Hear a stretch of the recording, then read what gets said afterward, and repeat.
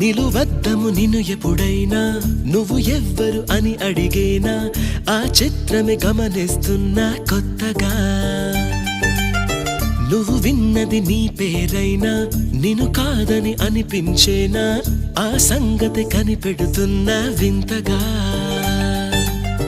నీ కన్నుల మెరిసే రూపం నాదేనా అనుకుంటున్నా నీ తేనెల పెదవులు పలికే తీయదనం నా పేరేనా అది నువ్వే అని నువ్వే చెబుతూ ఉన్నా